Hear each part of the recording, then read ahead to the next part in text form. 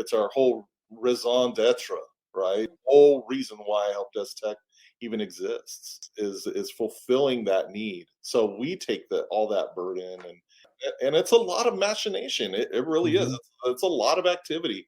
It's a Mhm. lot of grindhouse. It's kind of like Mhm. marketing. You have to have all the things working in concert in order to get the result that you want.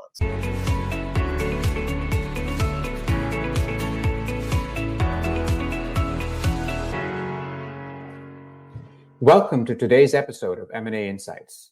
Today we're thrilled to be joined by Colin Petersen, founder and CEO of HelpDesk.tech.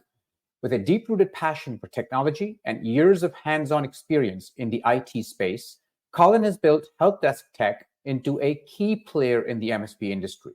His company is transforming how MSPs manage their day-to-day operations by providing cutting-edge solutions that streamline processes, improve efficiency, and lower operational costs. Buckle up for an insightful discussion on the trends driving the MSP landscape and how HelpDesk is empowering MSPs not just to survive, but thrive in this fast-paced digital world.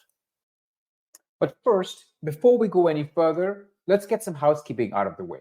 My name is Madhur Dugar. I work in the IT and software M&A space, and this is my podcast series, M&A Insights. If you are interested in having a conversation around the strategic direction of your firm, are looking to grow your book and want some marketing and business development help, or are an investor looking to make an acquisition in the space, write to me at podcastwithmadhur, that's MADHUR, @gmail.com, or reach out to me on LinkedIn.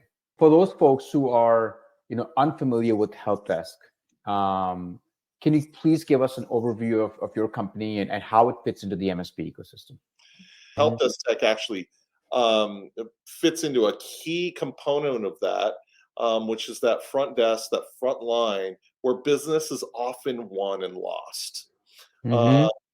You've got a human relations component that a lot of MSP owners really didn't quite count on when they signed up for this. When they signed up for this live, and so that results in a lot of frustration getting the right person on the bus, getting the right group of people on the bus to help move their company mission forward. But most importantly, to deflect from the minutia of the day-to-day operations, which is really important from a customer relations standpoint, from a customer satisfaction standpoint, but takes away from some of the more black box work that an MSP really should get credit for and often doesn't get credit for. The stabilization of sites, the securing of sites, the backing up and securing the data of a company. Often that work, it's called knowledge work for a reason.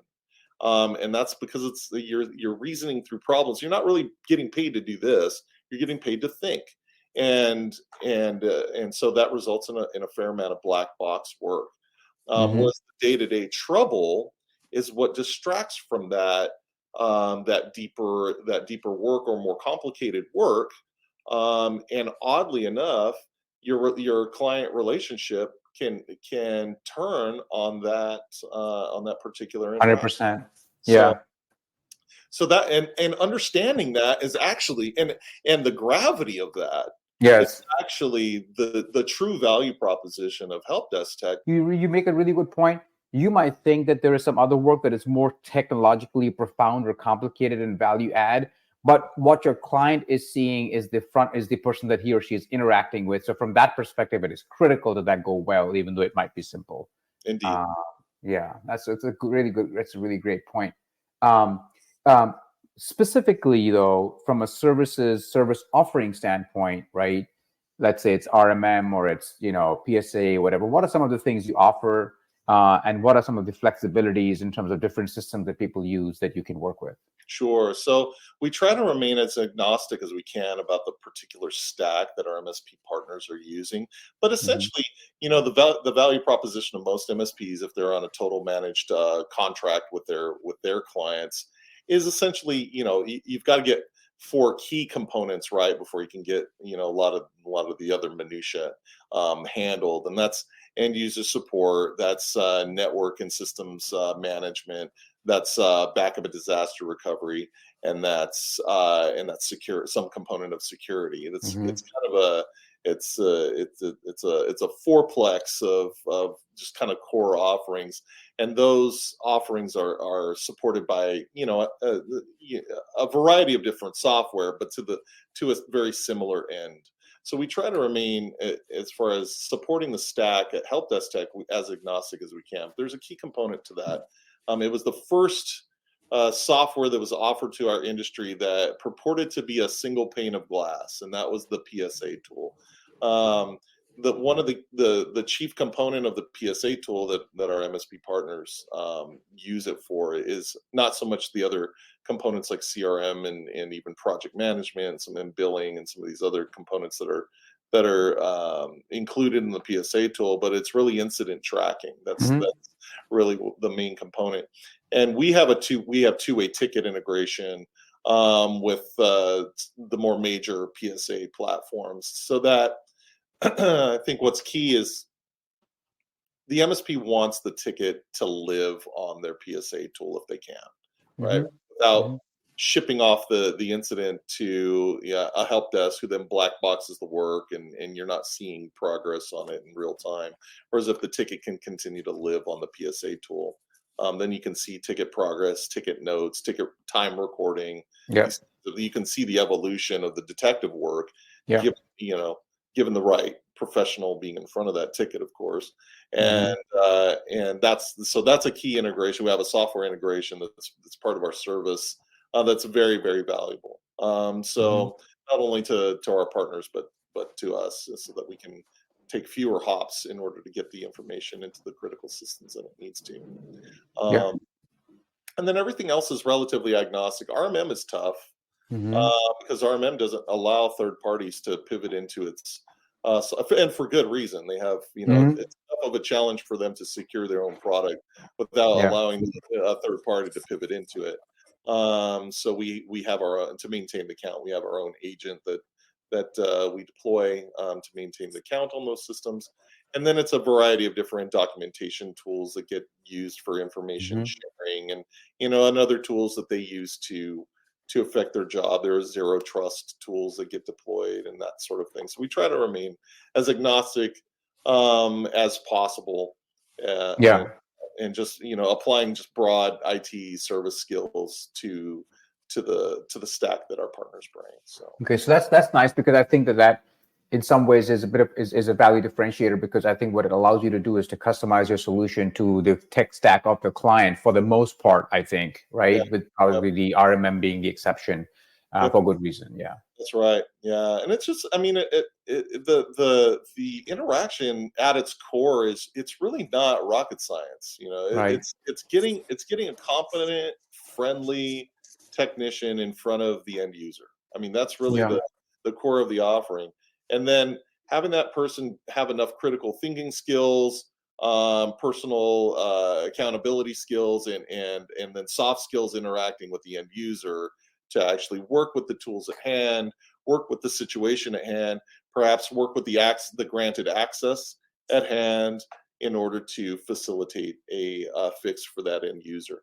Anything broader than that is appropriate to escalate to our partners, because it's a deeper issue, and maybe it's a systems issue, maybe it's a center out problem that broadly affects group policies or the security footprint, or something that has greater implications.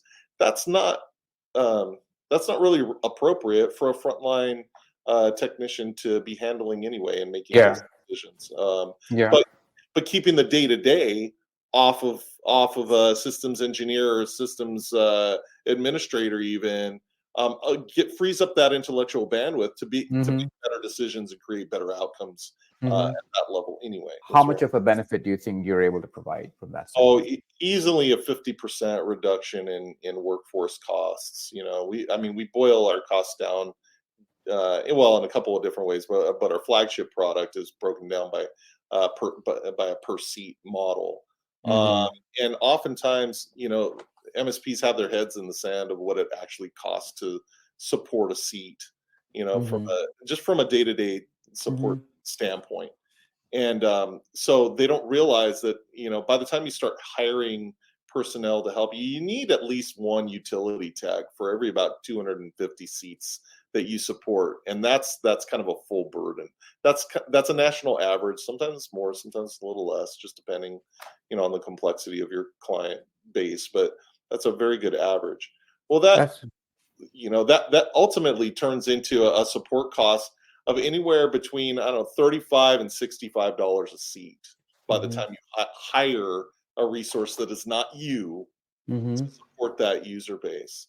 hmm And that's a tough row to hoe, and people don't realize that that's what the actual cost is. People think that it's just the wage you're hiring somebody for, but it's so much more than that. They don't, hmm as you kind of grow, you kind of learn what a loaded salary actually is. And they don't realize hmm it's almost. I mean, after a lot of headaches, hassles, and turnover, it actually ends up costing twice the hourly wage that you pay a lot of these people. So, a $25 hourly wage turns into $102,000 a year very, very quickly.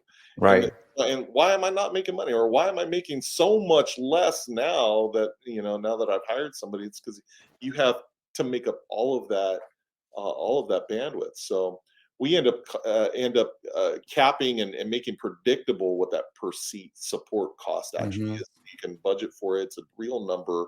You know that if you charge in excess of that number, that you're making some money. I think we've touched on this, but I want to go back to this. You obviously operate in a competitive landscape. There are other service providers who do things that are similar, right? Not exactly the same, similar to what you're doing. Maybe that. What do you think sets your services apart from other providers of similar types of services? Sure. Well, I mean, again, the origin story really kind of sets the stage for it. Just knowing Mm-hmm. what real pain is, knowing what the Mm-hmm. real problem that we're solving is, that's huge. That Mm-hmm. puts me in a position to be able to put together an offering that actually is a total benefit. But Mm-hmm. mostly, we're much more in that regard. We're much more boutique. So Mm-hmm. we're able to craft the offer, not we just understand the problem better, so we can solve the problem better. It's Mm-hmm. all about that context. So how does that translate into the offer? Well, we don't take a commoditized approach to it. We're not really even though we're a vast cost savings, it's a value sale. It's not a commoditized sales. And I would Yeah. point out one more key Yeah. difference. This hangs people up in most of the other offerings, and it's kind of a catch-22, because what's being sold is, well, make sure you've got your documentation in line. Make sure it's great. As long as your documentation is great, then we're going to be able to take the ball across the goal line. But there's a problem with that. And the main problem is that most MSPs don't have as great a documentation as they would love to have. And so an easy way to close a ticket is to say, oh, this is not documented. There's no process document. There's no SOP. Escalate. And that closes the ticket on the provider side. Right. So their metrics look great. Oh man, I closed 150 tickets today. But Right? did you solve the problem? Did you solve 150 problems? No, you just the outsource ends up re-outsourcing back the problem to Actually, the right. partner. So they end up wasting a lot of time and money, and it ends up being very, very frustrating. It's a very Mhm. common complaint. Looking forward, right? What's your vision for help desk? Next few years, any particular area you're looking to like explode into, grow into, expand into? Absolutely, yeah. We're really excited about it, actually, because we're opening up the training that we provide internally. We're opening up that training externally to MSPs who want to understand, how we achieve the results that we I see. Okay. Yeah. why Interesting. why do we get such outsized results from our own people? How are we going about that? So there's some academy activity that our MSP partners will be able to subscribe to. Our hmm existing partners will be getting the earliest look at that, and we're looking toward 2025 for that. That's huge. And a little birdie told me that our software may be very valuable to other MSPs who want to use the same type of software that we use to leverage our own. Oh, interesting. So yeah, there may or may not be a SaaS product on the way that is going to be very, very helpful for. That is exciting as well. Very exciting. Yeah. Yeah. So Where? Yeah, go ahead. well, yeah, we're just thrilled and Yeah.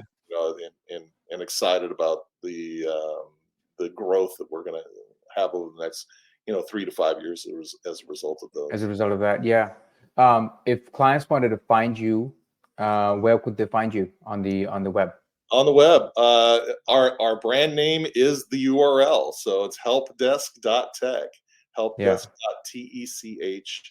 And I won't burden you with the HTTPS // No, yeah. like we used to deal with back in 2000. Yeah. Exactly. And Colin Petersen, thank you so much for sharing this podcast with me. I really appreciate your telling me about your thoughts, your views about Help Desk itself. Can't wait to get this out there for my listeners to dig into, and hope to stay in touch with you.